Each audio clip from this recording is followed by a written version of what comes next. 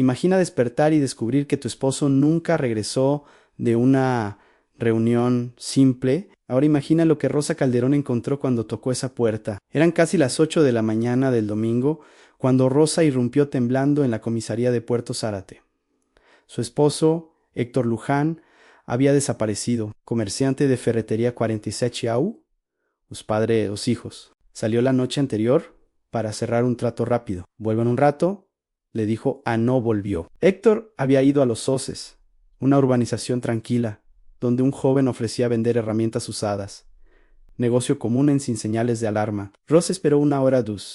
A media unoshi, el pánico la golpeó. Fue sola hasta esa dirección. Tocó, gritó, nadie abrió. Pasó la noche entera sentada en la vereda, congelándose, rogando estar equivocada. Al amanecer, la puerta se abrió. Un chico bajito delgado con cara de estudiante tranquilo salió como si nada. Rosa lo encaró directo.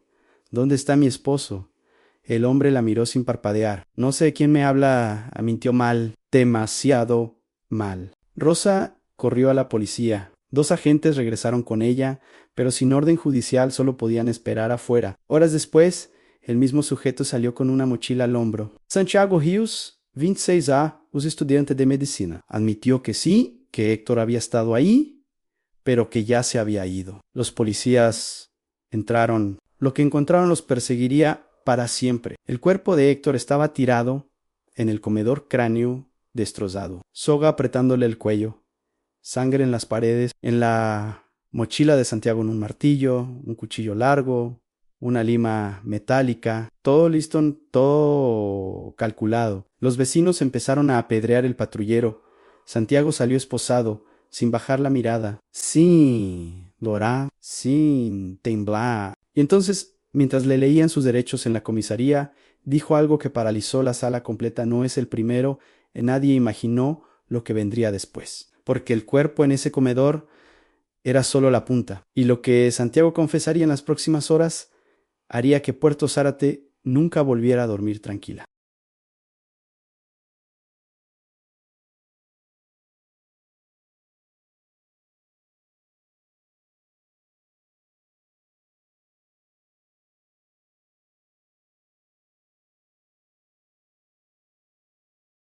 ¿Qué harías si descubres que el asesino sentado frente a ti ha estado viviendo una mentira imposible de creer durante meses? Imagina la escena, una sala de interrogatorios gris, el aire denso y pesado. De un lado, el detective Marcos Valdés, un hombre curtido por años de ver lo peor de la humanidad. Del otro, Santiago Ríos, un joven de apariencia normal, casi anodina. No pide abogado, no pide agua, no derrama ni una sola lágrima. Simplemente se sienta, mira al detective directamente a los ojos y empieza a hablar. Sus primeras palabras son escalofriantes. Héctor fue un error. Solo necesitaba dinero rápido. Valdés suspira para sus adentros. Piensa que es otro caso más de tantos, un adicto desesperado por su próxima dosis. Una deuda de juego que se salió de control. Drogas, deudas, desesperación. Una historia tan vieja como el tiempo. Nada nuevo bajo el sol de Puerto Zárate. Pero justo cuando el detective está a punto de encasillarlo, Santiago sonríe. Es una sonrisa extraña, vacía, que no llega a sus ojos. Y entonces agrega las palabras que lo cambiarán todo para siempre. No fue mi primer asesinato. En el silencio en la sala se vuelve tan espeso que podrías cortarlo con un cuchillo. El aire se congela. Valdés siente un escalofrío recorrerle la espalda. Este no es un caso cualquiera. Con una calma que hiela la sangre, Santiago Ríos comienza su confesión, un relato pormenorizado que desciende a las profundidades de la oscuridad humana. Cuenta que en enero, mucho antes del asesinato de Héctor, mató a Óscar Medina, un compañero de la universidad, un chico con sueños, con futuro. Lo citó en un pequeño departamento alquilado cerca del campus, con alguna excusa trivial, y allí, sin mediar palabra, la violencia se desató. Primero, el martillo, luego, la cuerda. Robó lo poco de valor que tenía, sus ahorros, su teléfono, y se marchó como si hubiera ido a comprar el pan. El caso de Óscar Medina nunca se resolvió. La policía lo archivó como una desaparición misteriosa, quizás una fuga voluntaria. Nadie, absolutamente nadie, sospechó del estudiante callado y reservado que seguía yendo a clases como si nada. Santiago era invisible, un fantasma entre sus compañeros. El detective. Hay imágenes que los policías nunca olvidan. Lo que encontraron ese día los persigue hasta hoy. El convoy llegó a B. San Martín cuando el sol caía fuerte sobre la ciudad. La casa de Lorena Ríos estaba cerrada, las cortinas corridas, el jardín descuidado. Los vecinos juraban que la familia se había mudado buscando mejor trabajo. Nadie sospechó nada. Nadie hizo preguntas incómodas. Un perito forense caminó directo al patio trasero y se detuvo en seco. La tierra estaba removida. No era obvio, pero estaba ahí, ligeramente hundida, como si alguien hubiera intentado disimular algo pesado. Bastó la primera pala para que todo cambiara. El olor golpeó antes que la vista, dulce, espeso, imposible de ignorar. Dos agentes se dieron vuelta inmediatamente. Uno vomitó contra la pared. El perito continuó cavando un an 2, an 3, an 4, an 5, envueltos en frazadas viejas. Apretados como si alguien hubiera querido ahorrar espacio, aparecieron los cuerpos a Lorena, Raúl, a los 3 niños. Cráneos destrozados, huesos pequeños que ningún policía debería ver jamás. Ropa infantil todavía reconocible, una camiseta de superhéroe, zapatillas rosadas. El silencio en ese patio era ensordecedor. Algunos agentes lloraban abiertamente, otros miraban al cielo buscando respuestas que no llegaban. Santiago observaba desde el patrullero estacionado en la calle. No lloró, no apartó la vista. Solo cuando sacaron el cuerpo más pequeño, bajó la cabeza y murmuró algo que quedó grabado para siempre en la memoria de Valdés. Ese fue el único que me costó. Las cámaras llegaron en minutos a flashazos, micrófonos a vecinos gritando «asesino» desde las rejas. El caso explotó en todas las noticias del país. El estudiante callado, el hermano que pedía ayuda, el chico educado. Era un depredador que había vivido escondido a plena vista. Durante el traslado de regreso, Santiago soltó otro dato. Dijo que en total había matado a 8 personas en menos de un año. Algunas por dinero, otras por diversión, porque le gustaba sentir el control absoluto sobre la vida y la muerte. En su cuarto encontraron libros de anatomía subrayados, apuntes manchados de quién sabe qué, películas ultraviolentas en DVD, un mundo oscuro que todos ignoraron. Los psicólogos coincidieron rápido. Santiago no estaba loco, sabía exactamente lo que hacía. Cada golpe, cada decisión, cada mentira. Esa noche, mientras Puerto Zárate no dormía, Valdés revisó las fechas una y otra vez. Algo no cerraba del todo. Santiago había tenido demasiadas oportunidades, demasiado silencio a su alrededor. Entonces apareció un dato. ¿Cómo es posible que un asesino condenado a cadena perpetua, encerrado en una prisión de máxima seguridad, vuelva a matar? La respuesta es mucho más aterradora y compleja de lo que te imaginas.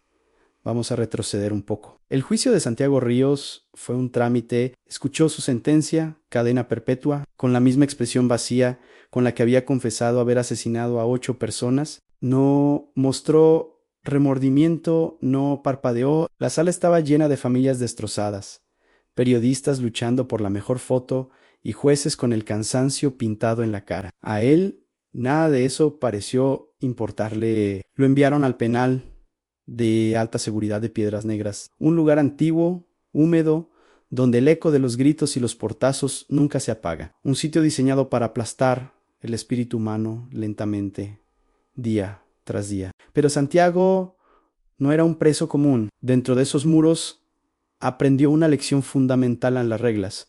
Por más estrictas que sean, siempre se pueden romper. Durante los primeros años, Santiago fue un fantasma. Se movía sin hacer ruido, no se metía en problemas, leía en silencio en la biblioteca de la prisión, mantenía su celda impecable y obedecía cada orden sin cuestionarla. Su comportamiento era tan ejemplar que los guardias comenzaron a verlo como un interno modelo, alguien reformado. Algunos, ingenuamente, hasta le pedían pequeños favores. Santiago, que en su vida anterior había estudiado medicina, se convirtió en una especie de consultor clandestino. Le preguntaban sobre dolencias, le pedían diagnósticos improvisados, incluso recetas médicas falsas. Santiago sonreía, asentía y anotaba. Pero no solo anotaba síntomas, anotaba nombres memorizaba los turnos de los guardias, observaba las rutinas de seguridad, estudiaba las grietas del sistema. Cada interacción era una pieza más en su macabro rompecabezas.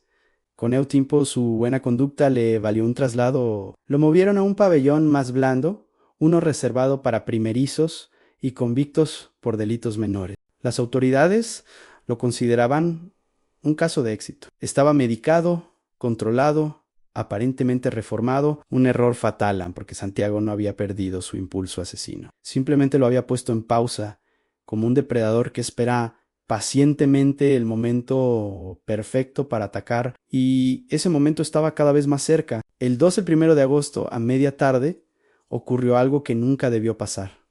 Se autorizó una visita completamente irregular. Una mujer ingresó al penal por una puerta lateral, escoltada por otro interno. Los registros mostraron después que este interno había pagado una suma considerable en sobornos para facilitar el encuentro. El protocolo de seguridad, cuando pensaban que la historia había terminado, apenas estaba revelando su verdad más oscura. El escándalo no murió en la cárcel, explotó después del doble homicidio dentro del penal. El expediente volvió a abrirse y arrastró a medio sistema carcelario con el en guardia suspendidos. Câmaras revisadas, registros digitais misteriosamente borrados. Nadie quería quedar pegado al caso. Todos juraban no haber visto nada sospechoso. Valdés sabía que mentían, solo discutían cuanto las visitas ilegales no eran nuevas en Piedras Negras. Existía una red pequeña pero eficiente, hecha de favores baratos y silencios caros. Mujeres entraban sin registro. Drogas circulaban libremente. Los internos pagaban con dinero,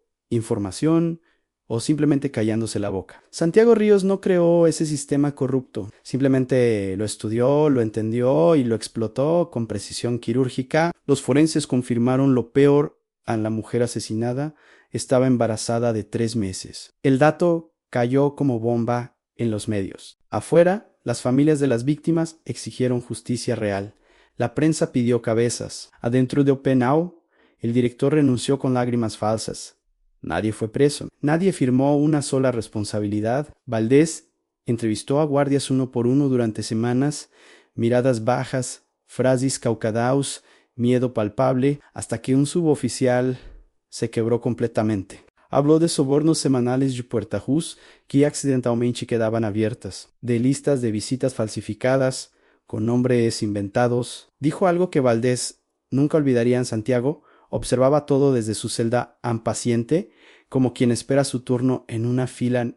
El fiscal pidió cadena perpetua efectiva sin posibilidad de reducción. El juez ordenó aislamiento total permanente. Trasladaron a Santiago a un módulo sellado, especialmente diseñado, sin contacto humano directo de ningún tipo. Creyeron que con eso bastaba. Se equivocaron otra vez. En el encierro absoluto, Santiago escribió cartas largas, ordenadas, dirigidas a nadie en particular. Describía impulsos, escenas detalladas, recuerdos de cada asesinato. No pedía perdón jamás. Pedía chimpu. Decía que el mundo siempre encuentra grietas y que él sabía cómo esperarlas pacientemente. Valdés leyó una de esas cartas filtradas por un psicólogo. Entendió tarde lo que había ignorado desde el principio.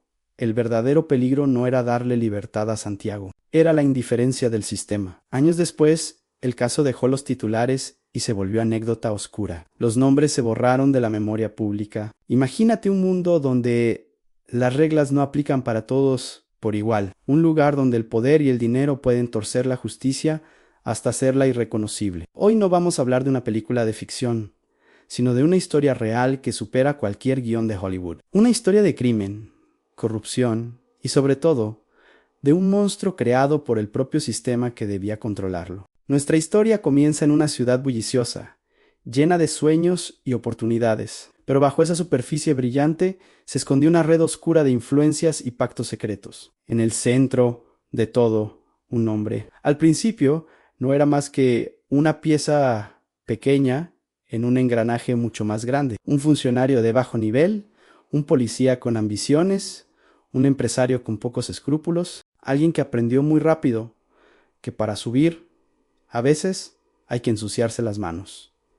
Y vaya que se las ensució. Lo que empezó con pequeños favores y sobornos insignificantes, pronto escaló a algo mucho más siniestro. Empezó a tejer una telaraña de contactos en los lugares más altos en jueces, políticos, altos mandos policiales, todos le debían algo. Y él sabía cómo cobrar esas deudas. Cada vez que alguien intentaba exponerlo, se encontraba con un muro de silencio. Los testigos desaparecían, las pruebas se perdían y los casos se cerraban misteriosamente. El sistema, que se supone debe protegernos, se convirtió en su escudo personal. Cada ley que se rompía, cada vida que se arruinaba, solo lo hacía más fuerte, más intocable. Se convirtió en una leyenda urbana, un fantasma del que todos hablaban en susurros, pero que nadie se atrevía a nombrar en voz alta.